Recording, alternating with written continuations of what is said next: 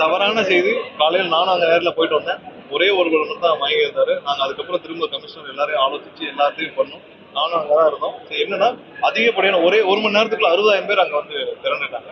உடனடியாக அனைத்து தேவைகளும் செய்யப்பட்டுச்சு. ஒரு தவறான செய்தி பரவப்பட்டுச்சு. மீதி எல்லாத்தையும் நாங்க வந்து ஒரே ஒருவர் மட்டும் தான் மயக்கம் போட்டு இருந்தாங்க. மற்ற ஒரு சில பேருக்கு மட்டும் தான் அங்க வந்து அந்த சோர்வால இருந்தாங்க.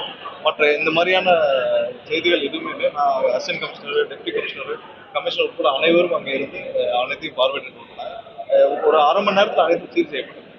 எதிர்கட்சியோட பிரதான குற்றச்சாட்டு நாட்களை எண்ணியே சொன்னாங்க. 25-30 நாட்கள் ஆகுது, சட்ட ஒழுங்கு அதிகமா இதாகுது. தென்காசியில ஒரு இஷ்யூ, தூத்துக்குடியில ஒரு இஷ்யூ, இந்த மாதிரி ரிப்பீட்டடா வந்துட்டே இருக்கு. இது சட்ட ஒழுங்கு குறைபாடாக ஒரு விஷயம் எல்லாரும் புரிஞ்சுக்கணும். ஆங்காங்கே ஒரு சில இடத்துல வந்து தனிப்பட்ட காரணங்களால் நடக்கும் குற்ற சம்பவங்கள், தனிப்பட்ட காரணங்களால் நடக்கும் கொலை சம்பவம், குற்ற சம்பவம் இருக்கு.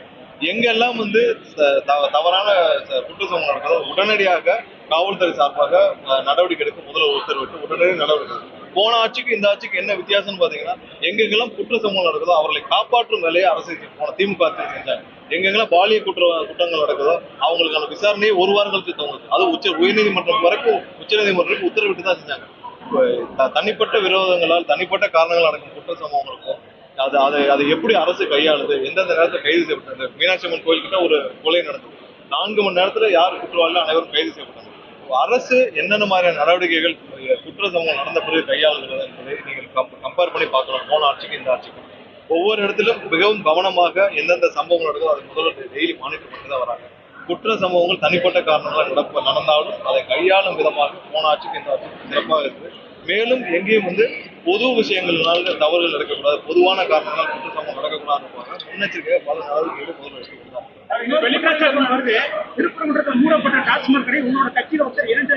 அதுவும் பொய்யான செய்தி. அந்த நபர் யாரோ தவறாக எங்களோட கட்சி பேரை பயன்படுத்தினா அதை நானே தான் கலெக்டரேட்டை போன் பண்ணி அந்த டாஸ்மார்க் எம்டிடி போன் பண்ணி ரிப்போர்ட் பண்ணி அந்த கடையை இன்னைக்கு மூட வச்சிருக்கிறோம்.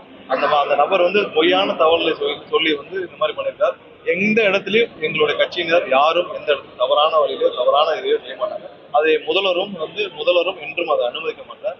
எந்த இடத்துல அந்த மாதிரியான ஏதாவது மிஸ்யூஸ் பண்ணாங்கன்னா அது உண்மையிலே வேற யாராவது இருப்பாங்க. எங்க கட்சி நிர்வாகம் அதை செய்ய மாட்டாங்க.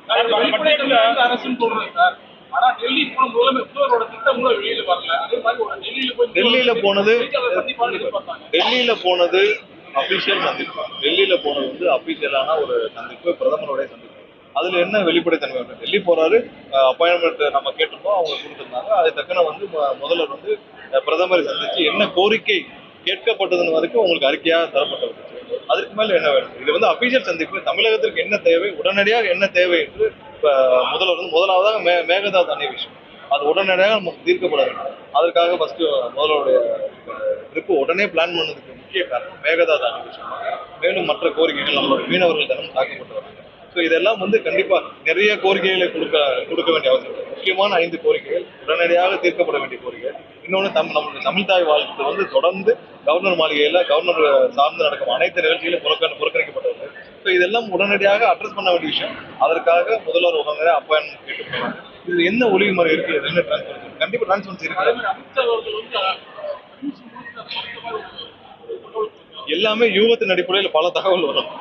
இன்னும் வந்து இதுக்கு முன்னாடியே வந்தா வரும். நீங்கள் கூட்டணி சேர்ந்துட்டீங்களாமே, வந்துட்டீங்களாமே, கூட்டணி முடிவாயிருச்சாமே, இல்ல போயிட்டீங்களாமே, எல்லா யூகங்களும் எதுவும் கிடையாது. எங்களுடைய நம்மளுடைய முதல்வர் என்னைக்கு வந்து தெளிவான சிந்தனை, மக்களுக்காக மட்டுமே பணியாற்றுவா. எந்த இதுலயும் இருக்காது. எந்த இடத்துலயும் வந்து நாங்க அப்போ சொன்னதான் இப்பயும் சொல்றோம். 1 வருஷம் முன்னாடி சொன்னதான் எந்த இடத்துலயும் ஒரு நொடி கூட யாருக்காகவும் முதல்வர் காம்ப்ரமைஸ் பண்ற அரசியலை, காம்ப்ரமைஸ் பண்ற வேலையை செய்யவே மாட்டார். அது 100% உண்மை. நன்றி.